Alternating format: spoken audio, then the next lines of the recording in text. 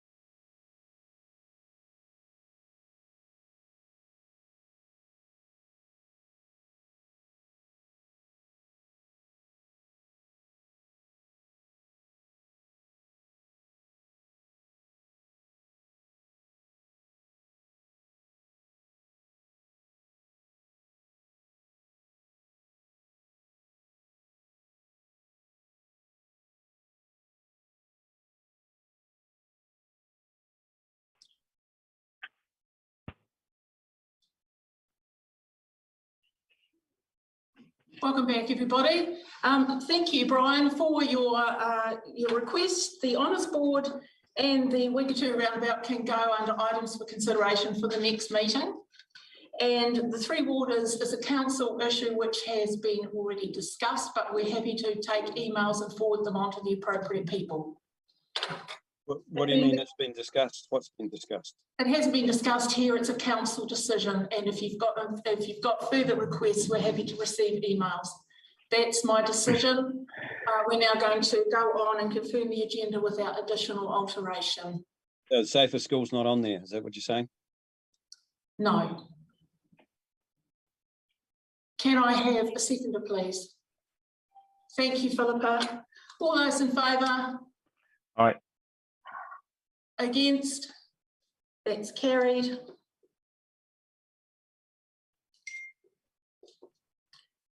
Declarations of interest on page 5 on your papers. Okay, I've been cut off again. I wanted to add something to the agenda and I've been cut off again. Mr. Miller, no one has cut you off. Well, when you came back, I was cut off. I've asked you 3 times that I want to put something on the agenda and I've just seen on the bottom where I was muted, so. Mr. Miller, we didn't add mute, something to the Mr. agenda. Miller, we didn't mute you from this end. So I think there's nothing I can do about that. I'm very sorry, but there's been no muting going on from this end. You maybe just need to check your system. There's nothing wrong with my system. I haven't touched it. Well, I'm sorry that there's nothing going on at this end. Everyone else seems to Well, be. can I add on to items to the agenda? No, we've moved on now. We've already had that vote. Right, sake. What are we doing? We're at item number 4, declarations of interest, which is on page 5 of your papers. Just an update from me. That's the way to do it. Cut me out when you're supposed to. That's dead right. Members, it would be helpful, and it is usual protocol when on a Zoom meeting, to mute yourself until it's your turn to speak. That is how we do it. So if you'd like to put yourself on mute, Mr. Miller, and not shout over the top of the meeting, would be helpful. Thank you. I'd like to be able to put something on the agenda when I was cut off. We've already had that discussion. We're now at item number 5, declarations of interest. I'll move a resolution that I can put more on the agenda. Is there a seconder? Mr. Pete has seconded it. Do you wish to speak to that resolution, Mr. Miller? Yes, I do. I wish to add to the agenda, full stop. I was cut off and I was unable to. Right, we'll have a vote. Any other speakers? Those wishing to revisit the agenda, those in favour, please say aye. Aye. Raise your hands will be helpful, sorry. Those against, raise your hands, please, so I can see them. Thank you. Mr. Dillon, did you have a vote? You're abstaining, rightio. That's not going ahead, Mr. Miller. We are now back at declarations of interest, item number 4, page 5. I was about to say that I have updated the GSOs concerning the fact that I'm no longer a trustee of the food bank. Are there any other changes to that? That being the case, I'd like to note the amendments to the elected. Joy. Yes. I have an amendment. Oh, I'm sorry, Martin. Yep. I should be down there as a property developer. Okay, so you want that added? Yeah. Thank you. Are there any others that I've missed? Thank you. With that being the case, then I move that we note the amended elected members' interest register and confirm the proposed management plan for elected members' interests. Do I have a seconder? Thank you, Philippa. All those in favour, please raise your hands. Thank you, that's carried. Confirmation of a minutes, page 11. I'd like to move that we confirm the public part of the minutes of the Mosgiel Taieri Community Board meeting held on the 10th February 2022 as a correct record. Is that a seconder, Mr. Pete? No, I'd just like to make some comments about the correctness of some of the information, please. I think we need a seconder. All right, so what do you want to say? Oh, well, I asked for an acknowledgement to Jenny Lapham for her production of the minutes and the extent of the minutes. It's not recorded. There's no record of why the adjournments took place and what the resolutions were to adjourn. There's no record of them. There's no record of the change of the bus services, which is an important thing for Mosgiel. There's no record and the suggestions to the changing in the loop service of the bus services. And there seemed to be that the last meeting you were referring to staff somewhere. Were they part of the meeting or not part of the meeting? And if they were being referred to, they probably should be included in the meeting. And the other thing is the location of the Honours Board was considered to be an operational matter, as Scott explained at the meeting, and it wasn't a situation where I was going to find out about it, even though I have and discussed it with Scott. Thank you. We don't need to require any of that detail. The minutes are correct as far as they are legally required to be. They have been seen by the senior staff here and are accepted as a legal representation of the meeting. So there's no need to add anything. And in relation to the buses, that is an Otago Regional Council matter. May I have a seconder for the minutes, please? Madam Chair, I'd like Thank to you, speak to it. Philippa. Please, like to speak to it. Yes, Mr. Miller. Item 13, you've got me down. Brian Miller left the meeting at 7:15. I did not leave the meeting. I was cut off, and you can verify that because I rang you and told you that I've been cut off. I will hand that over to Mr. McLean. I didn't leave the meeting. I was cut off. If you just let Mr. McLean respond. Yeah, thank you, and through the chair, in accordance, Mr. Miller, with standing orders 12.15, that relates to an audio and or visual link failure, and if that happens in accordance with standing orders, the member is recorded as not being in attendance at that particular time. So the minutes are accurate in that regard. Okay, it's a pity that it wasn't recorded that because of a technical thing, but I'd also like to question the attendance of our meeting. It appears they're not correct. When we had adjournment,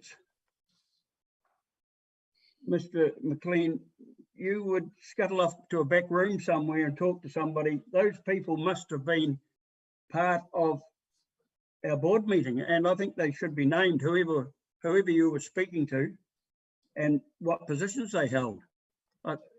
Where it says adjournment, well, you went away and spoke to people in some other room, and I think that needs to be clarified, and who it was that came back with the answers for the adjournment. Well, the first thing is I don't think it's appropriate to question staff, but my understanding is that when staff require advice, then they are able to do that.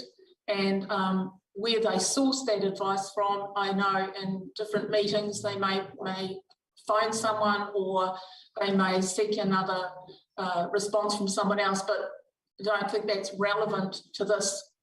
The fact is that Mr. McLean takes responsibility for the advice that he brings back to the chair and then to the meeting.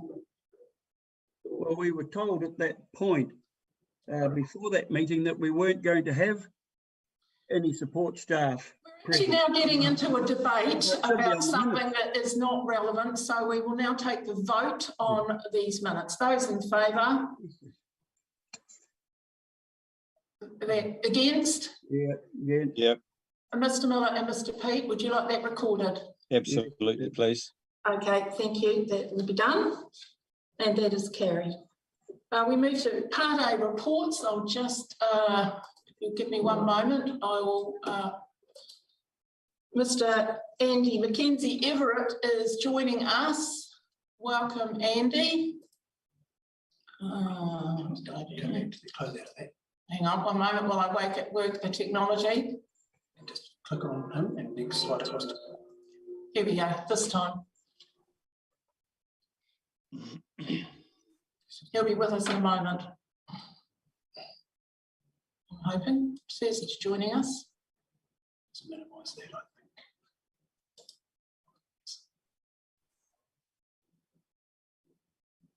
Can you hear us, Andy? It's there. Direct participant. Have another go. We error. Yeah. Okay, Jenny. Yeah, Jenny will let me know. It's all right. We're working on a technical problem, but it's getting worked on. So in a moment, we should have Emergency Management Advisor Andy Mackenzie Everett, and he's going to provide us an update on emergency management. And that's on page 19 of your papers.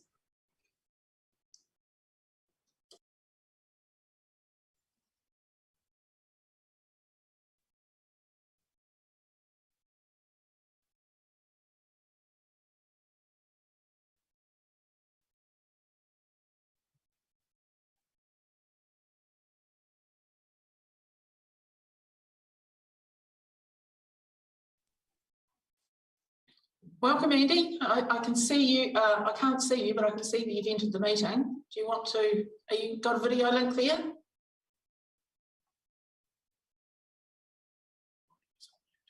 You're on mute, Andy. Hi there. Yes, we're here. Welcome. Thank you. Can you hear me? Yes, we can hear you. We can't see you though. Okay. The floor's yours. All right. I'm just trying to get my video going, but I'll persevere. Thank you, everybody, for the opportunity just to speak very briefly this evening. Andy Mackenzie Everett. I'm one of the 2 emergency management advisors at the Dunedin City Council. I'm charged with developing community resilience. My other colleague is charged with operational readiness. You might know her. It's Karen Beattie, who runs the bunker at the DCC complex. Operational resilience, community resilience. What does it actually mean? I think there's some issues around that, and there's some issues about how you measure that. But as I enter the second quarter of my duties in this field, it's apparent to me that the first thing I need to do is to work with the community response groups across Dunedin to develop their operational readiness. There are 10 such groups, and a very capable and effective one operates in the Mosgiel Taieri area. Very pleased with its state of readiness, and we've spent a bit of time over the last 2 months enhancing the capacity to respond in a structured way, which dovetails into the official efforts driven from the EOC. So very pleased with that. The intent tonight was just to come along and convey that to you as a community board. I think we owe you that, so you know that there is an effective response mechanism that's happening within your area.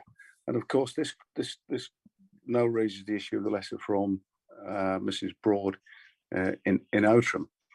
And I suppose by advising the community board of the state of preparation of your community response group, we can use this as a means to assure Mrs. Broad and perhaps other members of the community that there is a joined up, cohesive approach to emergency management in your area.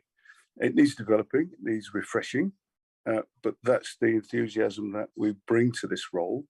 And that's, you know, the work stream going forward will ensure the type of preparation we all need to make sure there's an effective response.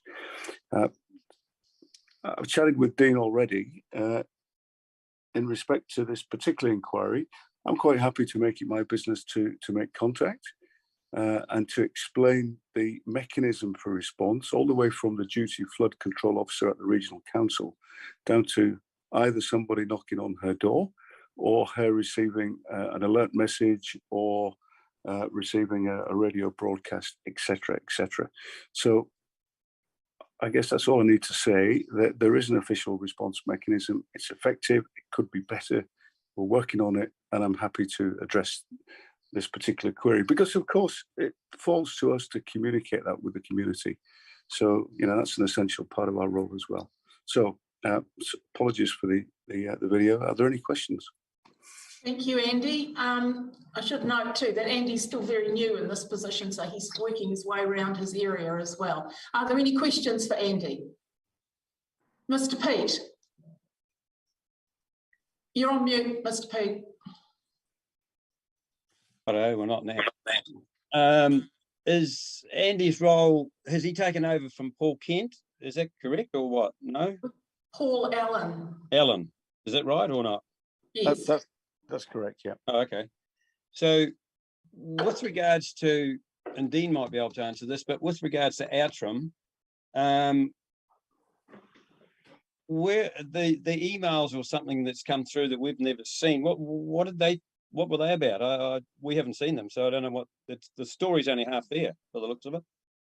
Well, I don't think we need to dwell on it. I mean, Jenny could fill you in the backstory there. It's a new event for me too. I think it's a bit of a storm in a teacup.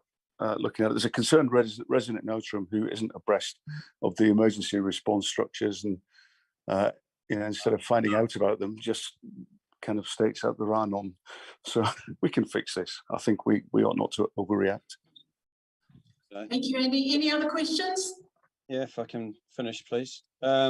So the flooding in Gordon Road that happens quite regularly, I understand that Glasgow Street and Larnack Street are the cause of the issues.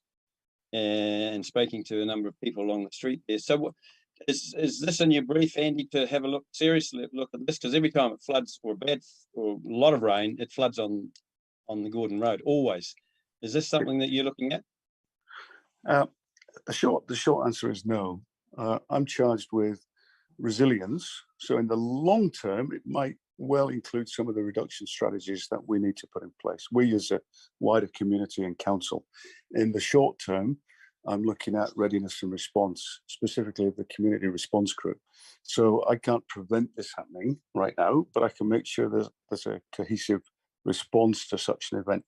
What I kind of humbly suggest, it's the role of the community board to advocate on behalf of the community. I think there is a degree of advocacy here. I have some sympathy with the residents of Outram, and I think that's best done through you rather than the emergency management structure. So just to point out there, Brian, Andy works for the Otago Regional Council, and his response, he's civil defence emergency management. He's not Three Waters or any of that, but he would, of course, liaise with us and the emergency response groups and any other agencies. So it's not his responsibility to worry about how the flooding got to Glasgow Street. It's his responsibility to make sure that if such an event occurs, the people in those streets are prepared and can respond. Okay, so is that something that the emergency response unit are looking at seriously? Do you want to reply? Yeah, I can say, look, as part of a wider strategic approach, it needs to be, because it's consistent with the CEDAM Act and it's consistent with the National Disaster Resilience Strategy. The reality is it's not strictly our lane. I think that belongs with the ORC, and I think you should approach them. Okay, thanks. Any other questions? Thank you very much, Andy. I know that you've got to head off now out to the Saddle Hill area and do the, engage with them on their emergency response, but we look forward to engaging with you again in the future. Thanks, Thank you, Joy. Andy. Thank you, bye. Our next speaker is, when I find where I have to go with this, I'll ask, see if I can get it in. Our next speaker is the Dunedin Public Library's Scattered Seeds Digital Archive Initiative, and Kay Mercer and Jill Bowie are joining us, and they're going to give us an overview of this project. So this is called the Scattered Seeds Digital Archive. It's on page 20. Welcome, Kay. Kia ora. Is Thank Jill you. joining us? Sorry, I didn't catch that. Is Jill joining us? I'm sorry, no, she can't be here this evening, but I can speak to it. That's absolutely fine. I won't wait. You carry on. Thank you so much. I just want to thank you, first of all, Madam Chair and Councillor Houlihan, members of the board and any support staff here for giving me the time today to speak to you. I'll keep this brief because I know you're very, very busy and it's a long meeting. I am part of the Scattered Seeds Digital Archive. It's a New Zealand sponsored initiative, sponsored by the Kay, I'm very sorry to interrupt you. Yes. We've now lost one of our members, has disappeared. So we're going to have to take a short adjournment to try and see if there's anything at this end that's caused it. I'm very sorry, everybody. We'll take a short adjournment while we try and sort out the technology. My apologies.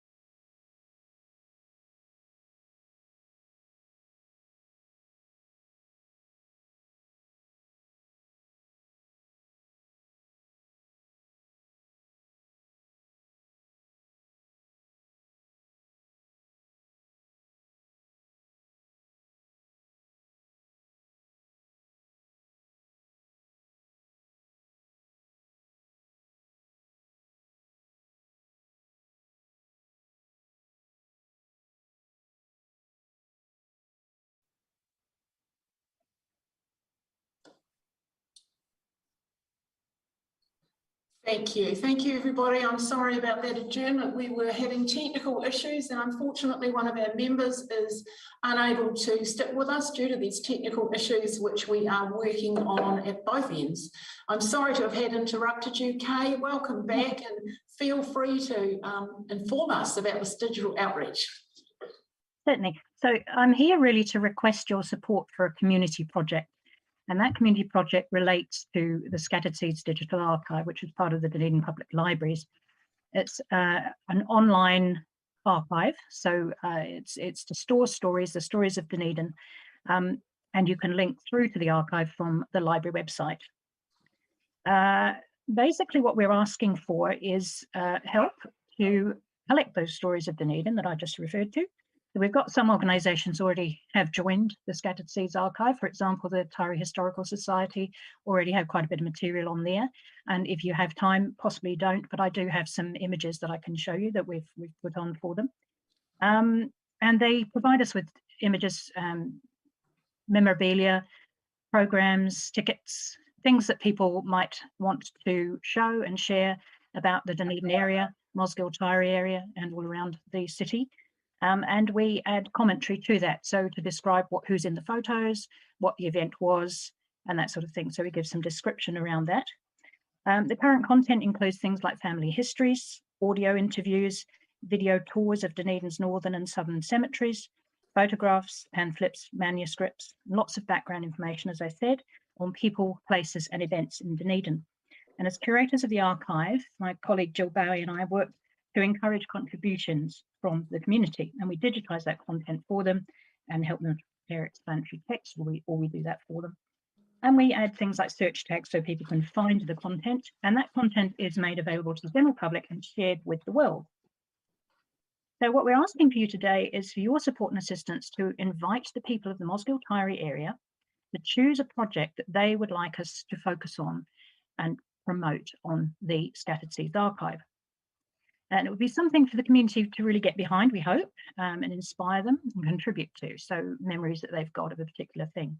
The benefits of doing this are that you're connecting generations. You're getting older folk maybe to talk to younger people about their memories. And it's a great way to get the two talking together. It preserves the voices of Dunedin people, so people in future can hear their voices actually speaking about these memories. And that's really important, especially for the younger generation, to connect with perhaps grandparents and hear their actual voices rather than just read them. And it preserves memories before we lose them, before it's too late. So these valuable histories and information about the area doesn't get lost. That's quite easy to do. You can read things in books, but it's not quite the same as someone who was there and is giving their eyewitness account of something. And what we're asking you for is to help us connect with the community. We've already connected with the Taieri Network, who've agreed to support a local digitisation project through their ambassadors, which is absolutely wonderful. We're really grateful for that. We'd also love you, if you could, to contribute ideas for the project. It could be an event that's happened in the Mosgiel Taieri area. It could be a place. It could be a person that you'd really like to see commemorated or celebrated in this way. One suggestion perhaps we've had so far is that we have the story behind the Mosgiel sign. That would be great. Don't know if everybody knows that story. So, that would be lovely to be able to preserve that before the person who really knows the answers is gone. Or you could, the other thing you could do if you don't want to have ideas yourself is to talk to your own community, the people you know in the community, and ask them about the project and what they think would be a great idea, and contribute that to us. We'd like to suggest, locals that we can talk to. So if you can give us any names that would be great to connect with, we can do that. And particularly if they're willing to be recorded and have an oral history stored on Scattered Seeds. So if they're willing to speak and have their voice recorded and have that preserved for eternity and to share with the world, that would be wonderful. And the last thing we'd like to have is a sort of antiques roadshow where Jill and I will come around with a little travelling exhibition and what we call our mobile digitalization centre, which is actually a scanner in the back of the car. But all we need is a table, really, and a place to have it that's dry.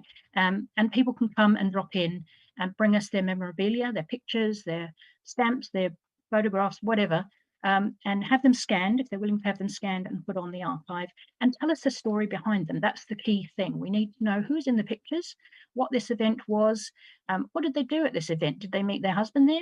You know, that sort of thing. That's what we'd like to hear, the real stories behind it. We don't keep material, we give it back. So all we're asking for is to copy it and tell the story behind it. So that's really it. We're hoping that you might get behind this, that you can suggest an event or a person or a place that we can focus on, and that you can perhaps suggest an ideal place where we can set up.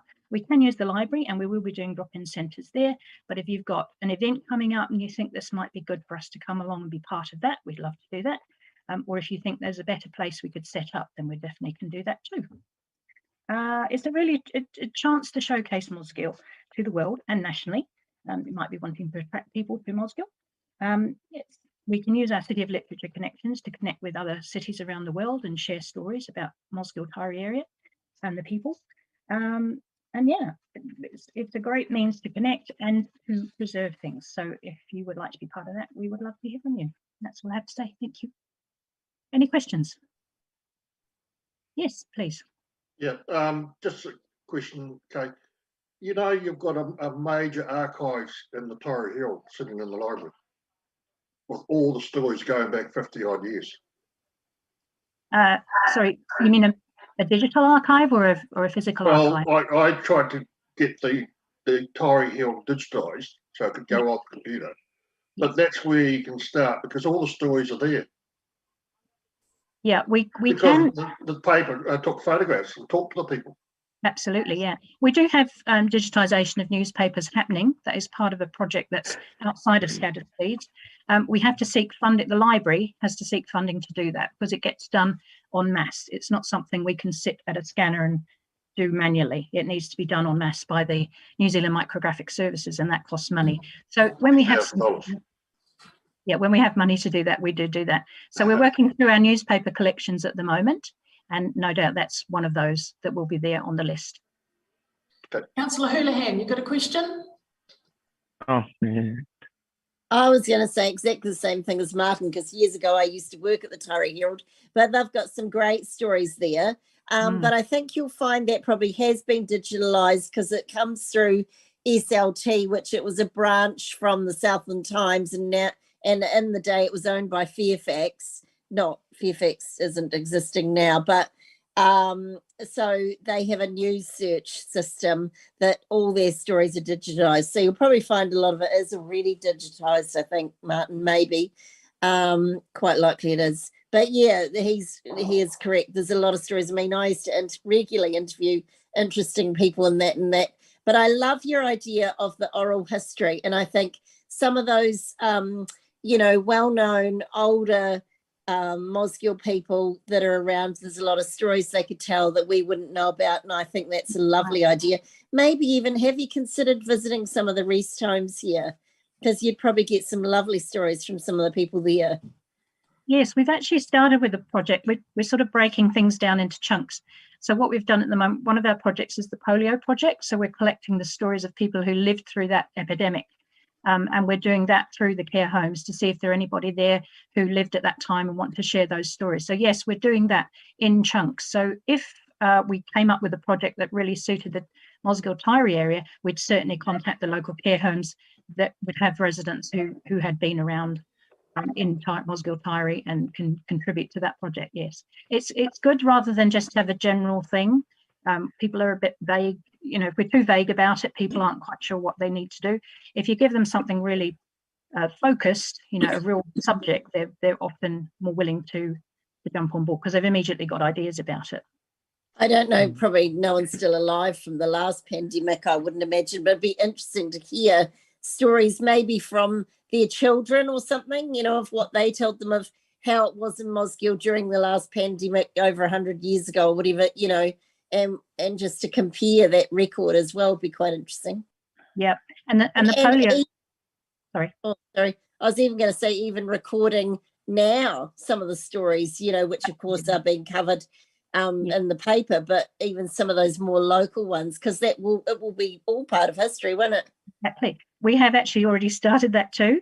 We've got we're collecting stories from people who experience things in this pandemic. For example, we've got the teddy bears. We've collected photos of the teddy bears around. There's plenty on the Taieri and plenty in people's houses around Dunedin. So we're starting to collect those and things that people did. You know, what games did you play when you were in lockdown? Where did you go to walk? That kind of thing. So yes, we are collecting those, but we'd love more because obviously we're only getting a tiny fraction of people contributing at the moment, but we'd like to expand that. So that could be a project for Mosgiel if they wanted to do that. But obviously it's a nationwide project, really. I'm just conscious of time's ticking by. Mr. Pete, you have a question? Yeah, that's very interesting, Kay. It really is. That's something that's absolutely marvellous. And just to give you an example, if you need contacts in Chatsford and Brooklands, I know there's a number of people who have written their own memoirs already, and I can access those or put you in contact with them. Yes, because there's some wonderful history there. The other thing is starting a new library there at the moment. We're trying to upgrade the honours board for council and community. And the history goes back to 1885. And so there's a hell of a lot of history that you can even look at that board and think, oh my gosh, righto. So that's a starting point as well. Yeah, excellent. And the other thing is I'm involved with the Silverstream Biodiversity Beautification Project. And to try and find history of the Silverstream is a little bit difficult. And I'm trying to find information somewhere, somehow. I've been to the library. Because we're going to put plaques and signage and sculptures and all sorts of things along the Silverstream. So if you want to talk to me, I'd love to get some information from you. Yes, please. Yeah. Can I leave my contact details with Joy, perhaps, and ask? Absolutely. Thank you. I'll send them around the board, okay? And, you know, if you'd like to share your phone number or whatever, just give me the details you're happy to share and I'll pass them on. I just wanted to check. Is there a time limit for this? You have funding till when? The end of the year, is that correct? Or only for me. I'm under contract, so I've got funding from the National Library Partnership Project. So they're paying for me to do this, and that's until the end of November. We're hoping to get some more money from them to extend it, so it could possibly go beyond then. But Jill is a permanent employee of the library, so she will continue the project after me. It doesn't cease with me. So although I'd really like to get it underway and get some stuff done, Jill will certainly carry it on. Yeah. Well, there's a wealth of information around the Zoom meeting tonight, and once we get your contact details, I'm sure you'll hear from them, particularly, I think, out the Outram Way with the market gardening and all those sorts of things. So if you send that to me, I will get that out to them, and hopefully we'll get you busier than ever. Wonderful. Thank you so much. Thank you so much. Thank you. Thank you for your time. Right. Our next speaker is Jill Brown, who's the Housing Action Plan Advisor. She has been seconded from Kāinga Ora to assist the DCC with their housing strategies. So welcome, Jill. Lovely to see you. The floor's yours. Thank you. Kia tātou. Thanks for inviting me or having me on your agenda. I appreciate it. What I'll do is I'll give a quick rundown of the project because this is just an update so that we're trying to keep everybody informed of what's happening. So as noted, my name's Jill Brown. I'm seconded from Kāinga Ora, which was formerly Housing New Zealand, for a period of 2 years. My role is twofold. So for Kāinga Ora, I am sort of the person who makes sure that the right people sit around the table when they are discussing some of the work that they need to get done. They have an ambitious target of over 300 homes in Otago and Southland to build in the next 2.5 years. And for the council, what they've asked me to do is effectively update and upgrade the Mayor's Task Force for Housing, which was obviously pre-pandemic, and things have significantly changed since then, and to pull all the information together around what we need to do to really assist people through the process of building or increasing our stock. I am not the person to talk to about building code or specific sections. That's not my deal. I'm putting the whole program together around how we can get groups working together. Excuse me interrupting, Jill. Could you put your volume up a wee bit or speak a bit closer? Thank you. Certainly I can. Just let me flick this up. Sorry, I was at one the other day. Is that better? Is that better? Yeah, that is. Yeah. Apologies. I was at one the other day and I just about blasted them out of the room. So I apologise for that. If you need me to recap, I can. But basically what I've been doing, I've been in the role for since July, and what I've been doing is I've been talking to everybody that will talk to me. So everybody from people who have no housing resilience right through to developers who are developing multi-million dollar homes. I'm speaking to anybody who'll speak to me, really. I've spoken to all sorts of age groups, everything from sort of 17 through to over 90. I've spoken to pretty much every group involved in housing that I can, but if you have any that you think I might have missed, feel free. I did get one from Portobello that I didn't think of, which was the principals of smaller schools, about how the stuff is impacting on them and their schools in McAndrew Bay and Portobello. That was one that I hadn't thought of. So, I'm going to include that. The next steps for me is that next week I take the theme of the work that the conversations have been, and there's been over 70 conversations, and I've met with individually, and I've met with probably 30 or 40 groups. I'm taking those themes to the culture and community, or community and culture, I can't remember which way that round, meeting next week to present those themes. And then those themes will be create the basis for a plan, which we hope to have in front of council sort of by June, July, and then we start doing the implementation.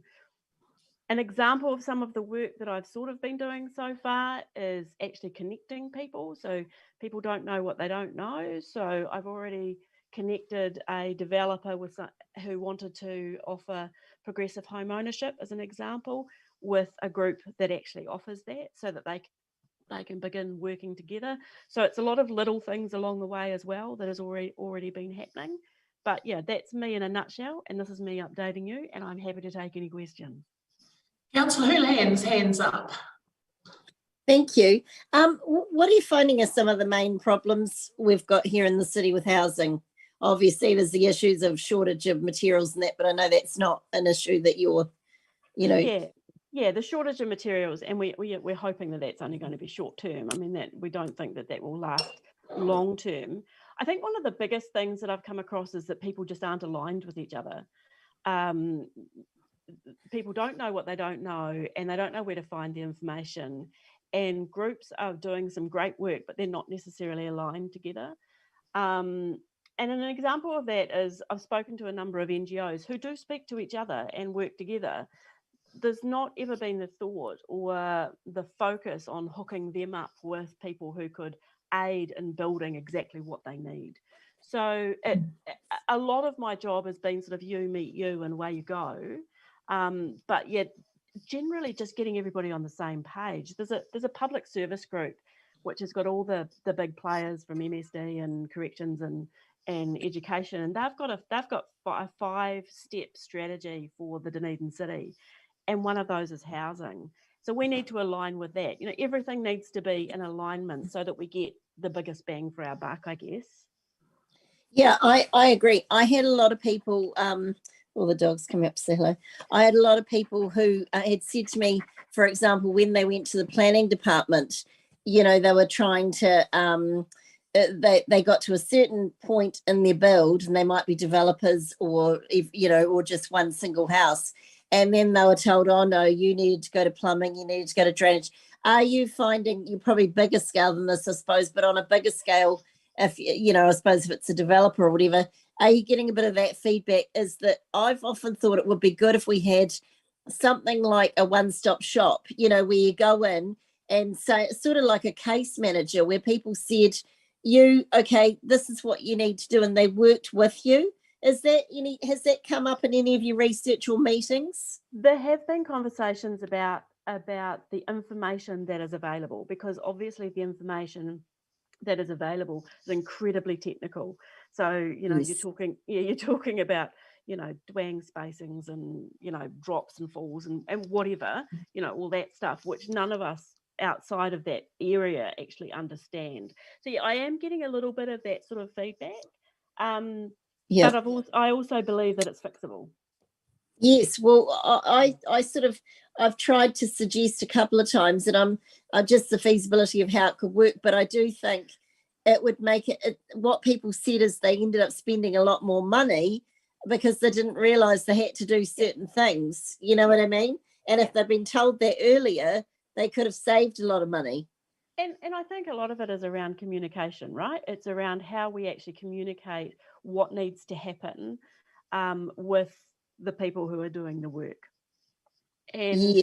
I know that there is a piece of work, and it's referenced in my report for next week. I know there is a piece of work going on in the space around, oh, I'm disappearing, sorry about that, the space around the consent space. So I mean, I can't speak to that project in its entirety, but I do know that at next week's meeting, they will be, it's part of my report. So yeah, I mean, I think it's not insurmountable. Nothing is insurmountable. We just actually have to find a way where everybody knows what they've got to do up front. Well, we look forward to, you know, once your report is public, there'll be obviously a great deal more investigation and debate. Is there anyone else with a question for Jill? Well, that being the case, Jill, I look very much forward to reading your report next week and the outcomes from it. Thank you very much for taking the time to join us. No worries. Thank you. Bye-bye. Thank you, everybody. We now move on to item number 9, the project fund. You'll see that we've received an application from the Mosgiel Taieri Community Patrol for $1,750 towards the purchase of a replacement vehicle. No one has joined us to speak to that. I can give you a little bit of background. I was approached at an emergency response meeting regarding what funding was available from Community Board, and this is where this application has come from.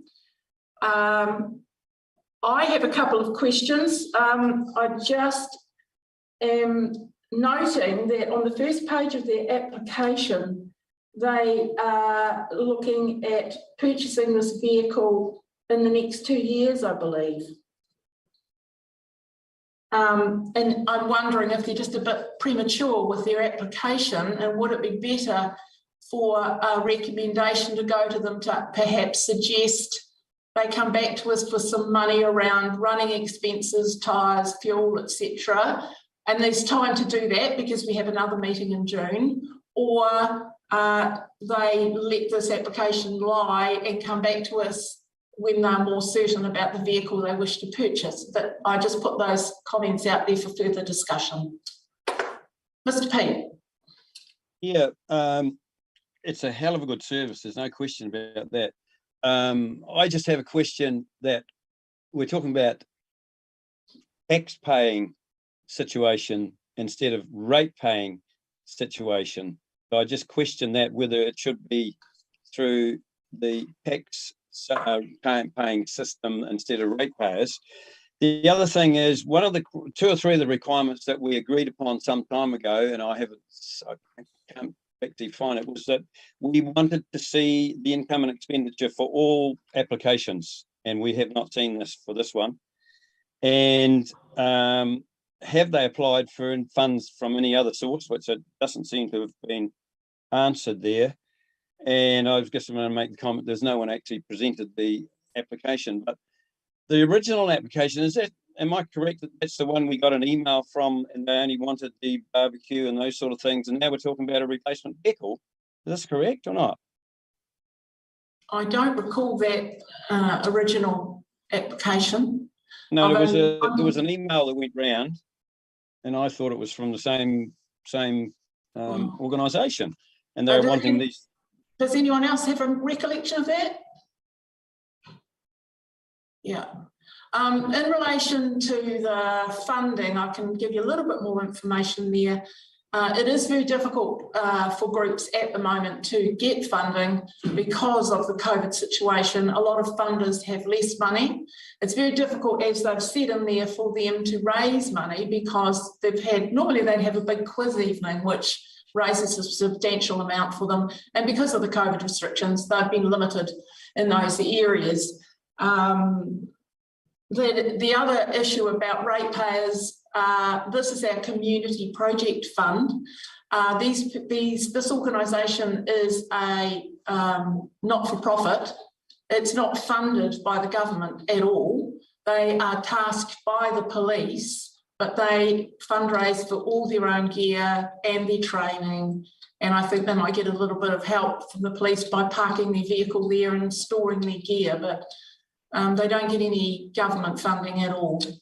Okay. So we haven't seen any income and expenditure accounts, and we really need to see those. I'm sorry.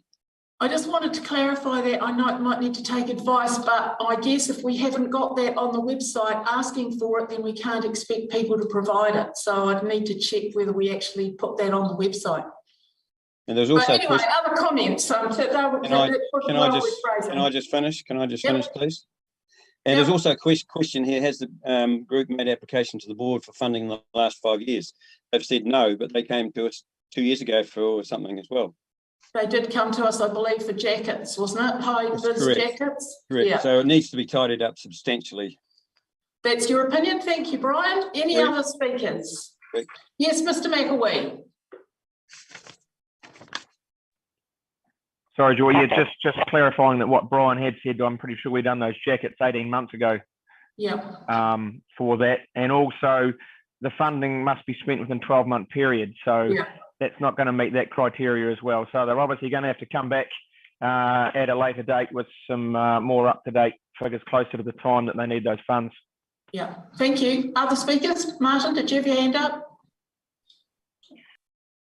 Yeah, it was just really what both Brian and Dina said. It's got to be spent in 12 months. So they're saying 2 years, too early. And I agree with Brian, there's not enough information. Anyone else like to speak to this? So is the board comfortable with me then conveying that information back to them, saying, I mean, we do value community patrols. They do tremendous work in our community. They're very much needed. And I know that they put a lot of time and energy into their training. It's just that we could convey to them how better to present their application for the next possibly the next round, maybe in the next financial year. Is that what the board would like me to convey? Yep. Absolutely, then I will do that, thank you. Item number 2, you'll see in your paperwork there that Otago Access Radio have sent us an account for $86.95, that's before GST, for the 5 sessions remaining until June 30th. Now, they've already given us one gratis in respect of waiting for the board meeting, which came after the opportunity. What does the board think about that? Perhaps if I move the motion and then we get a seconder, we can discuss it. So I'll move that we pay Excuse me. Yes. The original arrangement was that every board member should have been given the opportunity to speak on this radio, and I've never been asked. Where is the? Excuse me, can you let me finish? No, because you're off topic. So we'll carry on with where we're at, which is about, we're not talking about who gets to speak. We're talking about whether we pay this invoice or not. Well, that would be my decision. I'm moving this motion. We will ask for a seconder. There can be some discussion around it regarding the payment of this invoice, and that'll be that. If you'd like to discuss that, you can put on the agenda for the next meeting. So I'm moving that we pay that account. Do I have a seconder? It appears I do not have a seconder, so we're not paying the account. That's the end of that. Thank you. And then item number 3, the board has a listing in the west of the Taieri, and the chairperson has paid for, well, no, that's not correct. I think Mr. McLeod's got to update us now. Thank you, and through the chair, that isn't correct. The invoice was received, but it had a due date that was far enough to allow this meeting to occur. So the chairperson has not paid and does not require reimbursement of $45. So the invoice on your papers is for a little ad that goes in the west of the Taieri magazine that goes out to about 800 rural box holders, it just basically is a general contact details to how to get hold of the board, and it costs us that amount, $45 for I think, how many issues, Dean? Is it 3 or 4? 3. It's 3. So is the board comfortable with us paying that? I'm happy to move it. Do I have a seconder? No, Seconder, like Dean. Thank you. Speakers, Mr. Pete. Yeah, one of the criteria was that we would get a copy of the newsletter. Maybe Dean might be able to help us. Have we seen a copy of the newsletter? I believe they were going to send an electronic one out, weren't they? I don't know. No idea. And the other thing is there any reason, I've seen a copy, is there any reason why there's just 2 people on mentioned in the advert from the community board? I think we've adjusted that advertisement to reflect a general response to the community board, given that we're heading into election year and we won't know who the chair or the deputy chair is. So it's going to be just a general advertisement. Any other questions?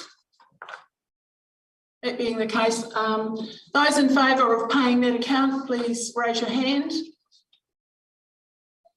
Thank you, that's carried. I'll now hand over to Mr. McLean for the Government Support Officer's report. That's page 29, item 10. Thank you for that. Happy to take the report as read and field any questions.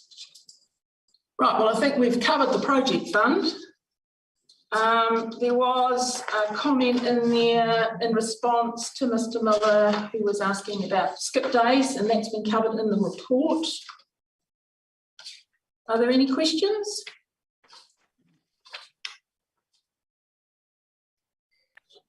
We will note, oh yes, Mr. Who was that? Sorry. Yeah, just Joy, regarding the rural skip days.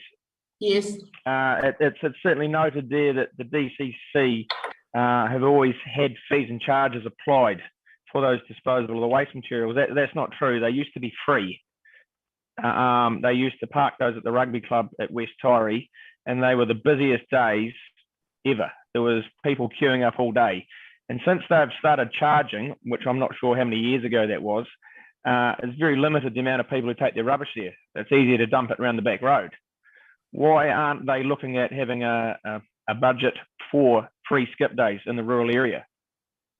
Well, we can pass that information on. Mr. McLean's noting that now, so we can actually ask staff to follow that up and get a reply for you if you like. Thank you. Yep. Pretty good question. Yep. The other consideration is the draft 22-23 annual plan. The consultation for that is 31st of March to the 22nd of April. So that is. I have to step aside if you're discussing that. I'm stepping aside. All right, thank you. That's noted. Councillor Houlihan is stepping back from this discussion. We need to think about the consultation around this. Now, there isn't a great deal of consultation because this is part of the 10-year plan. There isn't any major changes to the 10-year plan. So the engagement will not be as widespread as it was for the 10-year plan. There won't be a whole lot of printed material going out and that sort of thing. There will be notifications via the Star. I think that's not quite finished yet, so it'll be in next week's. There'll be stuff on the Facebook pages and websites. It might behove us to get alongside some of our older, less tech-savvy residents. If they have any concerns, people can still go and submit to the council on issues that they're passionate about. I would suggest that the community board will go back to their community plan and we will take the opportunity to submit again on the top priorities that we have in our plan. Is the board comfortable with a couple of us doing that and then sending around the thoughts around the board for input, and then if that is agreed by email, then ratifying it in the June meeting? I'm getting some nods. Are there any objections? That might be easier. It would save us having another informal meeting. All right then. I'll work on that. I'll send an email out and see who would like to be involved in that. And then we can put something together and get it out. I believe we present early May, I think it is, but I'll check that. It might be later in May. We also note that the letter from Mrs. Broad was received and has been circulated. It was left off the agenda papers, but it has been circulated to all the board. Right, so we will note the Governance Support Officers report. Seconder, please. Thank you, Philippa. Any further discussion? That's carried. Board updates, page 33, item 11. Keep Dunedin beautiful, Philippa Bain. Oh, we've got a meeting on Monday, and just to let you know, the Trees of Families is going ahead this year on Mother's Day and again on Father's Day. So that is, yep, we'll go, which is great. And only other real information for you would be Mandy Mayhem Bullock was announced Deputy Chair of Keep New Zealand Beautiful. So that's really exciting. Wow, New Zealand. Wow, yeah. Excellent. It's very good. Very good news. Thank you, Philippa. Friends of Memorial Gardens, well, we still haven't managed to... Yes, sorry, Brian. Just a question of Pip. Pip, does Keep Dunedin Beautiful cover the presentation of Mosgiel Streets, especially Gordon Road and Lennox Street and Glasgow Street, or not? No, that would be DCC. That's not really their department. They're murals, cleanups, education around cleanups. So with Lennox Street and Glasgow Street, they are an absolute disgrace for presentation purposes. Is there nothing that you can actually pass on to whoever that they should be tidied up and cleaned up, and the gardens along Factory Road, Gordon Road? I just see a little comment from Paul Pope at Portobello saying somewhere in Facebook or newspaper saying, oh, we want our road finished down in Portobello, and when Mosgiel gets left. For goodness sake, can someone just pick it up, please? Thanks. Do you want to reply to that, Philippa? Well, to me, that's what you're saying is operational. It's not really a part of Keep Dunedin Beautiful kind of thing. So, you know, they organise cigarette butt cleanups down Port, you know, things like that, but definitely not operational stuff. Well, we've got the man right here that can perhaps update us on that. So I'll swing over and ask Mr. McLean, Group Manager's Parks, see if he can give us any updates. Well, just certainly any feedback, complaints, compliments are always best sent through our customer service agency. That way we've got a record of the complaint and it gets escalated to the correct staff. So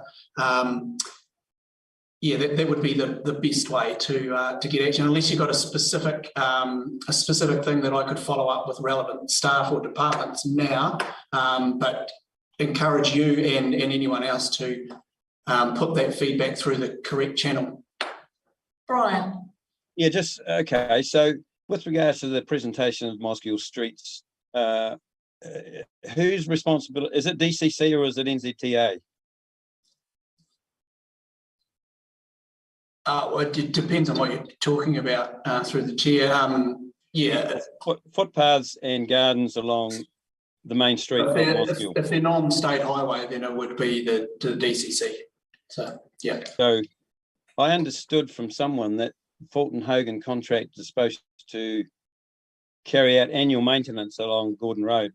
I haven't seen it in 3 years. I can't speak to that, but I can ask our transportation department to give you an update of when Fulton Hogan were last undertaking maintenance in that area. Thank you. We'll follow that up. I believe there might be some movement on operational areas in those streets, but we'll need to follow up and get confirmation of that.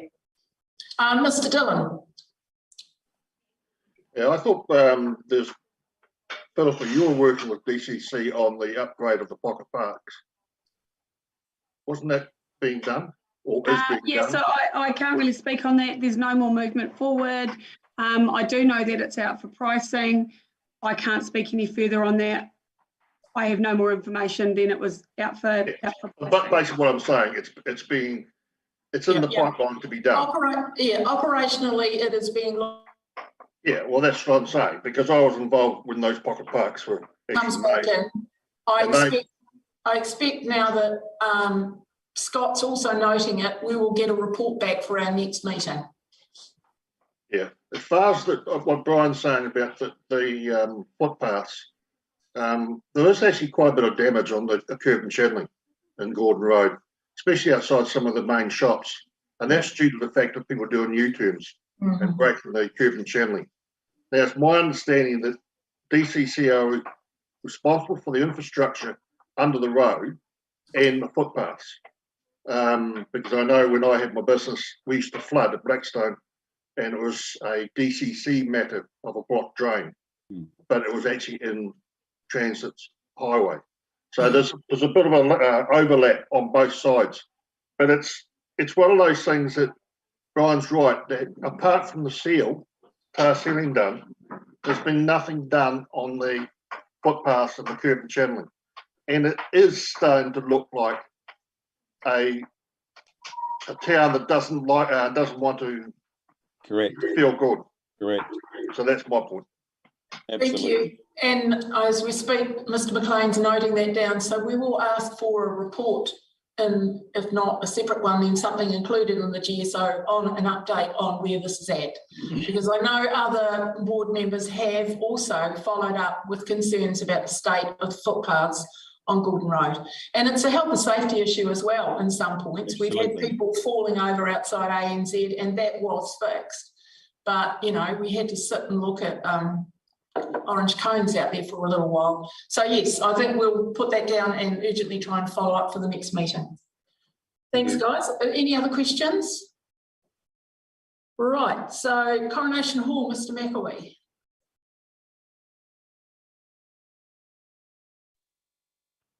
Thanks, Joy. Not too much to report back at this stage. They are going through a process in replacing the seats in the auditorium.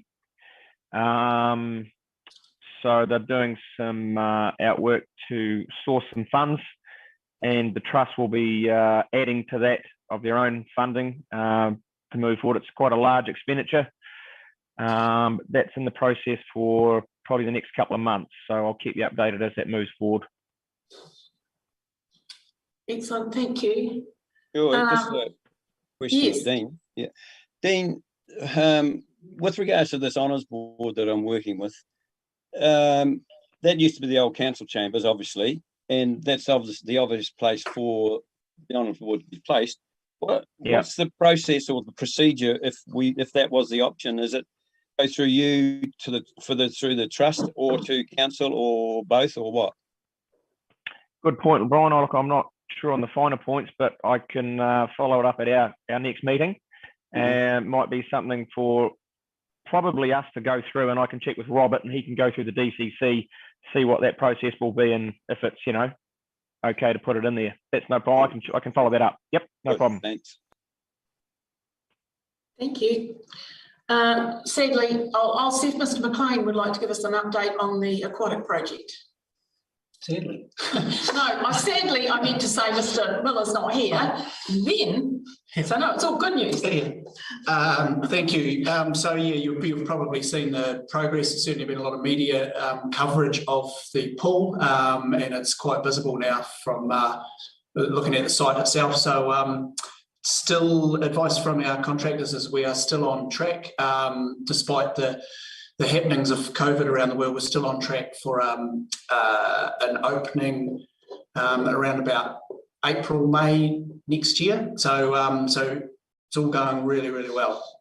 So no real concerns about timeline at the moment. Excellent. Thank you. I think you've pretty well covered the Mosgiel Taieri Emergency Response Group. The new chair for that is Bruce Dunedin. He's ex-fire paramedic, an excellent person to be leading that.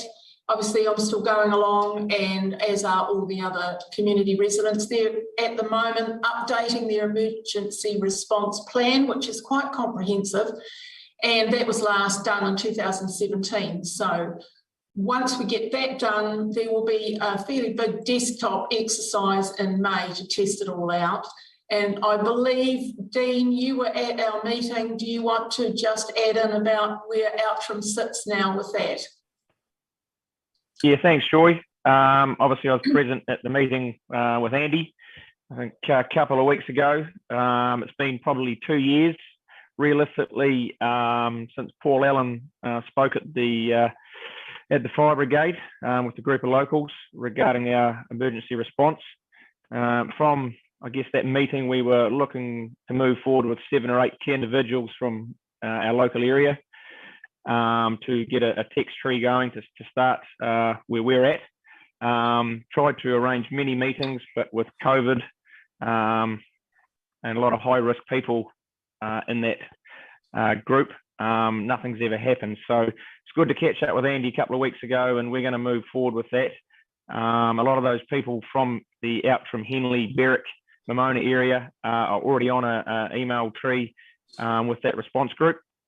So we're catching up in the next week or so with these locals to form a plan with Andy. And then once we've done that, we'll make contact and have a public meeting to listen to everyone's concerns and put down on the table what we're gonna do and what the procedure will be. So yes, just starting to move forward again. Thanks. That sounds good. Thank you for that. So that covers the Outram Emergency Response Group, which I believe is sort of going to sit sort of with the main one, isn't it? Yeah, alongside. Yeah, excellent. Silverstream plantings, Mr. Pete. Yep, thank you. The Silverstream, the name of the project now is Silverstream Biodiversity Project Fund. So just for information purposes, we've decided to change the name for lots of reasons. That's what funding people like to see, the biodiversity aspect. Anyway, now just to highlight just a couple of little things. There seemed to be a little bit of confusion with regards to how we manage the project, i.e. we are only allowed to plant 2 meters below the top of the bank. We have no choice because that's what the design plan came from City Council through their consultant. The other, trying to explain Martin's question last time was that it looks messy down at the bottom. That is not part of the project whatsoever. It's a separate little project that the corrections PD guys had to stop because they're not allowed, still not allowed because they're in red light district or whatever it is. So just to clarify, there are 2 separate little projects. One is their planting project, which is 2 meters below the top of the bank, full stop. And the other one is when and if corrections can come back and do their little project, which is completely separate. And it's been explained in a number of reports that I have put through over the last 18 months or so. With regards to Downers, has still very generous with their time, and they cleared the grass around the plants, and we've now been able to, yeah, there was a little bit of an issue there. We had them planted, and our experts said, oh, well, we don't need to have tree guards, we don't need to have weed matting, we don't need to have stakes. And my little gut feel told me that we should have. So now that we've got the plants identified, you've been along there, you'll probably see what we've done.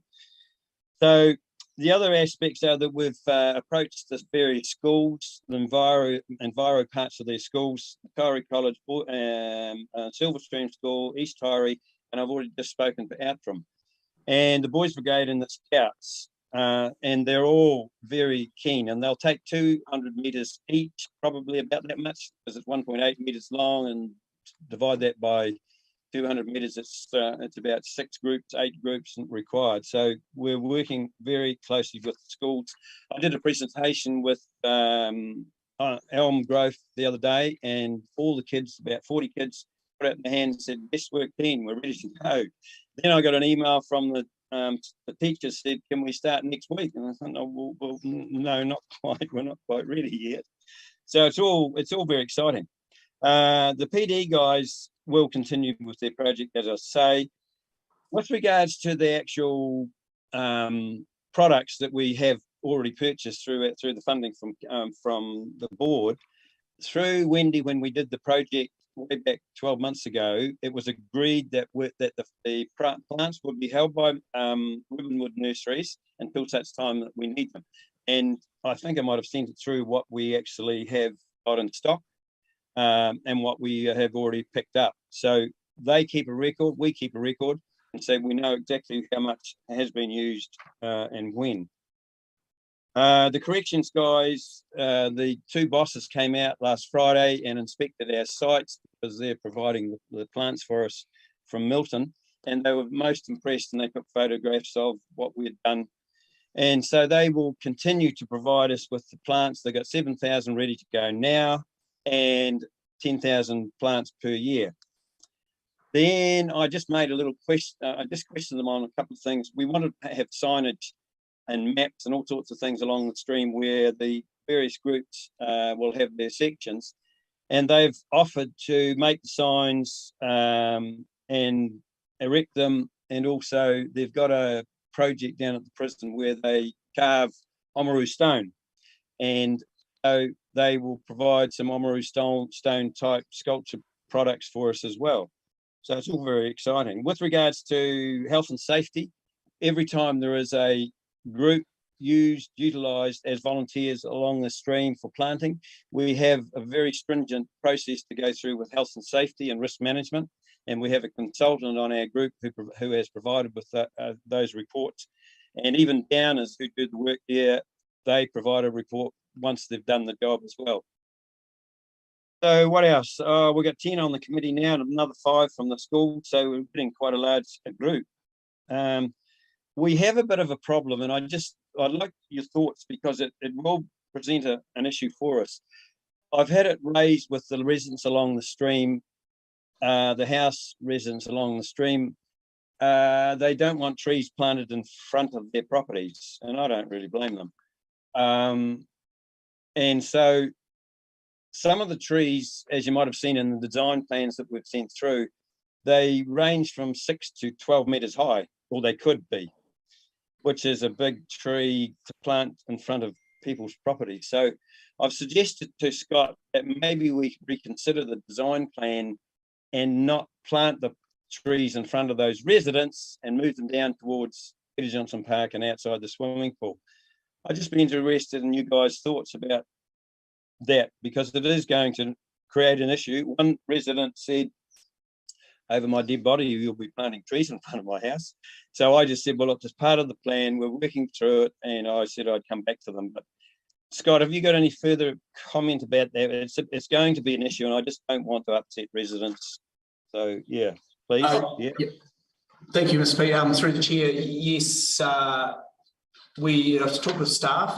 The assumption was that the group had actually consulted the immediate community, but it sounds like some of the people might have been missed out. So any changes to the planting plan need to be approved by the regional council, because the planting plan formed part of the original bylaw application. So that would include switching out trees for shorter trees, which probably won't be a problem, but an inclusion of any other plants not on that plan, so daffodils and that sort of thing as well.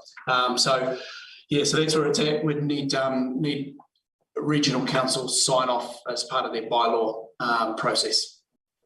Okay, so do we send it through to you and John? Is it that situation? Do we send it through to you? Yeah, and Mr. Brinkley will be in touch with the process. Yeah. Right, okay, that's cool. So that's all with regards to the project, the planting project. Just with regards to the trail from Waihola to Mosgiel, music to my ears the other day when watching the regional council meeting, where they moved the resolution, or one of the councillors moved the resolution to say that they would like to see public access to the flood bank stop banks. Music to our ears. Whether it goes ahead, I don't know, but it's obviously that's where the trails should go. And I went on the walk from Outram to Ellington on Sunday, and wonderful views of the river. It's just incredible. So we're working through with that. Whether it happens, don't know, but we would like to think it will. So that's me, I think, in a shortened version. Thanks. Thank you. Any questions? Mr. McAwee. Thanks, Joy. Just a couple of things, Brian. Two things. I've had a couple of my resident bikers and runners in saying that the Silverstream track up the Silverstream into ag research has been closed due to health and safety. And you know, when it's opening again, I said, look, I didn't realise it was closed, but I'll catch up with you tonight. Can you enlighten us on why it's closed and when it will reopen? You're mute, Brian. Ag Research, as you know, put the trail in from Railway Line to Puddle Alley, and also they've been up around the hill. The trail from Railway Line to Puddle Alley is not an issue, really, but I'll come back to that. The issue is up on the hill where they've done the trail, and it's sort of the health and safety guy for Ag Research was concerned that it wasn't meeting the standards. It does meet the standards, but he's got to be confident that it does meet the standards. And the lawyer for Ag Research has already sort of okayed it, but with a bit more work to be done on it. So they said, I'm sorry, you'll have to probably close that other trail, which is a bit of a shame, from Railway Line to Puddle Alley in the meantime, because it's a continuation of up the hill. And so we haven't got much choice, but Kevin at Ag Research Farm Manager, I haven't been talking the last couple of days, but he's working through it, and we hope to have it open sooner than later. Right, so no, there hasn't been an accident that they are aware of or anything. And there won't be, but some of the hill up on the hill, it is steep, but it still meets the criteria for especially mountain bikes. It certainly meets the criteria. Yeah. Right. Okay. Thank you. Any other questions? Oh, actually, sorry. Sorry. Sorry, a late thought. So with the planting situation, because the board funding must be spent in a 12-month period and the project finished, are you going to be applying for an application to move that forward? No, it's all been spent. It's all been paid for. It's Ribbonwood are holding the products. It's all been paid for. So even though the project's not finished? Yep. Right. Okay. But I just wasn't sure, because I know when we done our wee project, it had to be spent and the project finished within a 12-month time frame. That was the criteria from when Wendy was in the role. Right. We had two situations, one that we could do it one way and the other way. And Wendy's suggestion was we do it this way, that we buy all the products, we buy all the accessories, they're all paid for, and the funding from community project has been expended. Right, even though we haven't used all the plants, but we will be using them this year. So Ribbonwood are holding those plants, and our nurserymen are holding all the accessories. That's good. Thank you. That was going to be my question, Brian. What time frame do you have for completion, and how long are Ribbonwood happy to hold the trees for you or for us? Because, Yeah, so the project, as you've probably seen in the reports that I've put through, is a 3-year project, largely. We hope to have it completed by maybe the end of next year, but probably 2024. And Ribbonwood will be holding the trees until such time that we need them on an ongoing basis, which is an agreement through Wendy and John Brinkley at the time. the other question I've got is, because it'd be helpful if you could clarify for me, I don't know about anyone else, but I'm kind of unsure now which part is the board project, because now it's got a new name and it's going for funding. Where does the board project end and where does this new entity begin? And how did we get there with the people that are on board, etc.? So that was something I was going to raise, but maybe probably at the next meeting, because we've actually expended all the funds from the community board project. What is the process if we wanted to make it a project just for the community and not part of the community board? Or do we have to be always part of the community board? It doesn't worry me. I have no worries either way. But I know Rotary are assisting us with the arrangement of holding any funds that we have, which we haven't got anyway, because we're not incorporated, we're not a trust, and I don't ever want to go down that trail anyway. So I don't know what you thought. That's something I was going to ask, whether you think it should be taken out of the board and completely not part of the board project, or leave it in the board project. I don't care which way it goes.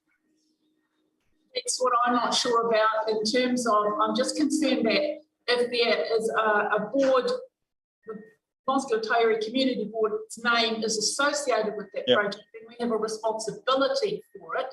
And that comes back to staff as well. So I think we need to clearly define when the board project finished or finishes, and when this new entity, I don't think we can own a new entity called the Silverstream Biodiversity Project Fund, because we never engaged in that.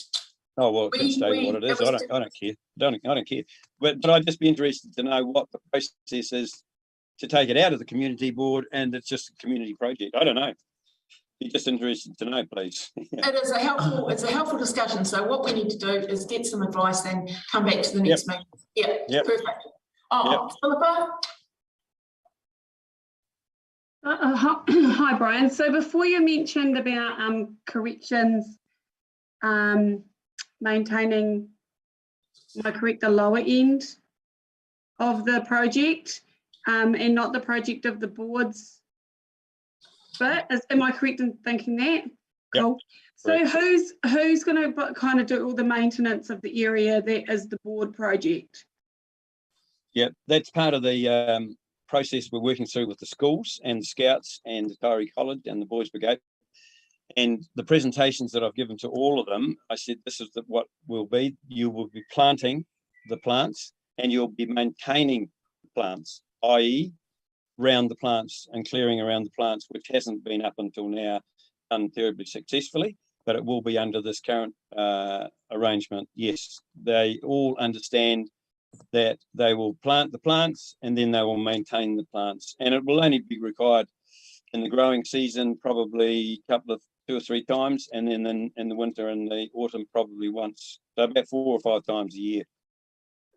And so when you approached the schools about the young children working down there, was there discussion about correction potentially being on site at the same time as primary school children? No, we'll make sure that doesn't happen. Okay. Awesome. No other questions? Rightio, thanks very much, Brian. We're moving on to the social media. Got any updates there? You're on mute again, mate. You're on mute. When are we going to get together for having a meeting? Social media. I've had it suggested to me that some people don't like to use Facebook, but they will use Instagram. I have no idea, but I do know now, because I'm on Instagram. It's a different system altogether, but it is linked to Facebook. So you can have the Facebook account, but you can also have an Instagram account linked to the two, and they cross, what's the word, cross credit or transfer to each other.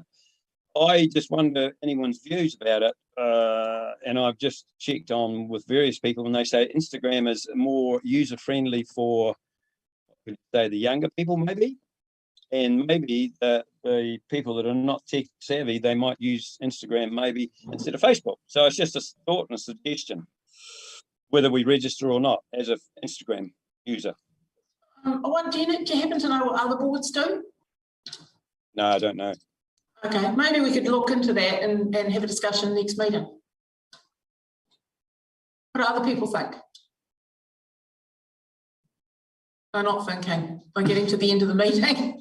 All right, how about that? I'll make an inquiry here through the GSOs and just see what's the standard practice around council entities. So we'll do that. Community engagement, well, I think we're all out about doing our thing. I think this library thing is really, really great. I really urge you to get in touch with Kay Mercer. You've all got fantastic local connections, and we all know older people who've got great stories, so do get hold of her, and we'll work on the consultation around the annual plan. So that being the case, we will note the board updates. Do I have a sec? Oh, you're right there, Councillor Houlihan. Was that a hand up or? No. I'll move that we note the board updates. Is there a seconder for that, please? Thank you, Philippa. We've had a lot of discussion. I don't think we need any more on that. Nobody's against. Then that is carried. Thank you. Right, up to the chairperson's report, which is pretty much taken as read. That's item 12, page 34. Just one thing to add to that. The other day, it was a privilege to go to the Memorial RSA scholarship group. There's a couple of us on that group, Philip Craigie and Christy Compton, and have 5 exceptional young people put their names forward for that scholarship. It's very hard when we can only actually hand over the hard cash to one when they were all very, very meritorious. So just something for the board to think about in the future. Perhaps I know the Saddle Hill Community Board has a fund for local ambassadors, or anyway, I just thought I'd throw it out there. When I saw the calibre of these young people, and they were all very deserving, I just thought maybe that's something down the track the board might want to think about.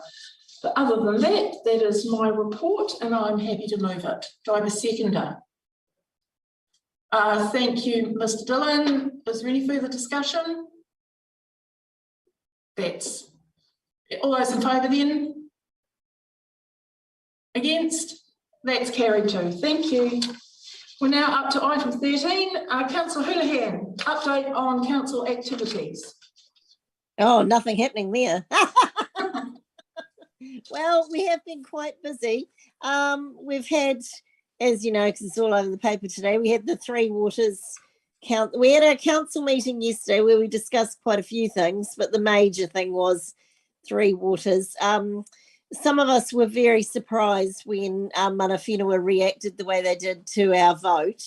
There's been a bit of confusion around the communication with Three Waters. So, yeah, it's quite a complicated subject, but it's fair to say that it has caused a bit of division in the council.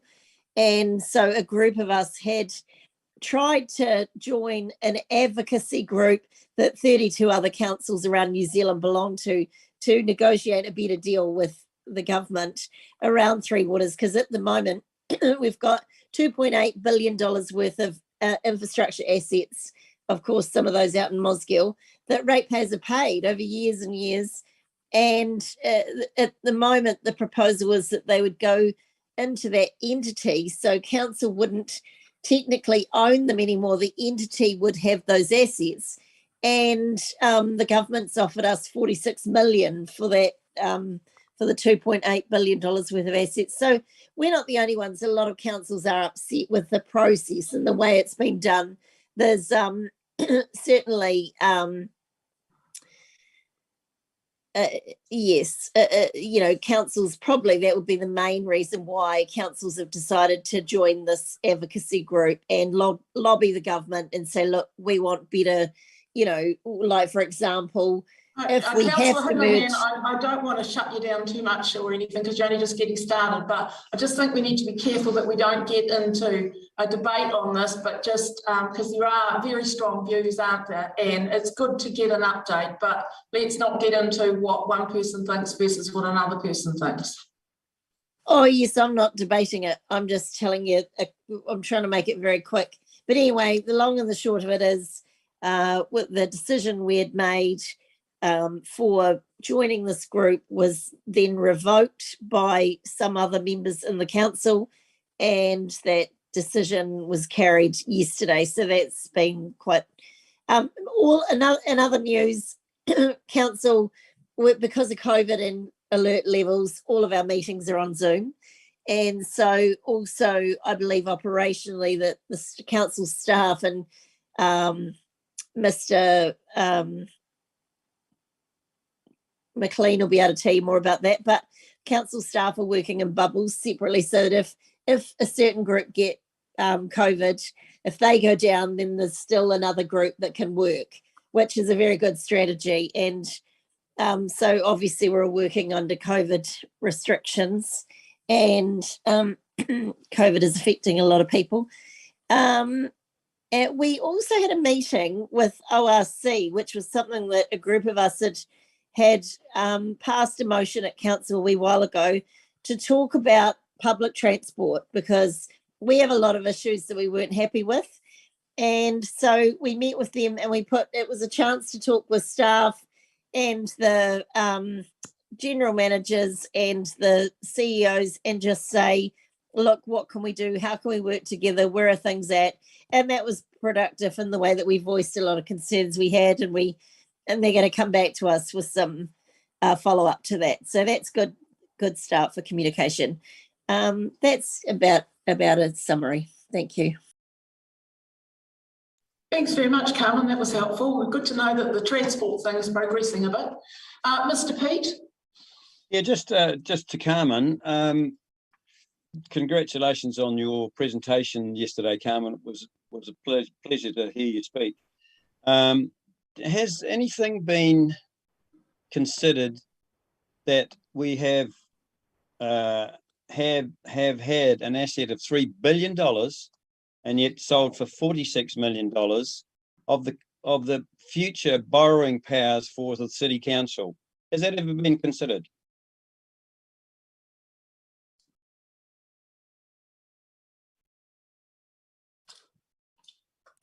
As with everything in Three Waters, there's a lot of questions that haven't been answered. So we have asked some of those questions, but we haven't got a lot of answers yet. I mean, it hasn't been finalised, so there's still things they're working through. And so, yeah, but there are certainly financial implications. Thank you. Thank you. No other questions? Do you want to move your report, Councillor? Yes, I'll move that the Community Board accept this report. Thank you. A seconder, please? Thank you, Dean. We've had a fair bit of discussion, I think. So all those in favour? Thank you. None against. That's agreed. Item 14, items for consideration by the chair, and my pen is poised. Mr. Pete. Yeah, thank you. Can you just clarify, so consideration next time that we didn't get on the agenda this time was the roundabout at Wingatoo Road, the Honours Board, and was safe at schools or not? And then a couple of other things, please. Yeah, just a moment. We'll get the Honours Board and safe at schools. And the roundabout. Now, Now, got that. with regards to the roundabout at Wingatoo Factory Road, it's a safety issue. It really is. Well, we're not going to discuss that now. We're just saying, going to ask for a report. I'm just saying that it is a disgrace and it should be fixed very quickly. Okay. The other thing, a couple of things I would like to consider is the leases that are available that council own on the Taieri. Is there any way we can get reports of what leases are coming up for renewal or any new leases? I've got a funny feeling we've already asked that question. I haven't had an answer. Sorry. Well, I'll ask again for you. That's fine. Right. Yep. Now, the tree roots at Peter Johnson Park, it is a health and safety issue still, and maybe Scott can explain a little bit further. Well, we won't. Yeah. I'll follow that up. We can't sort of get into that now, but right. I had a feeling, was it not covered in the GSO report this time? Did I miss that? Right. No, I did raise it because I think Mr. Miller had brought it up, and I did raise it at the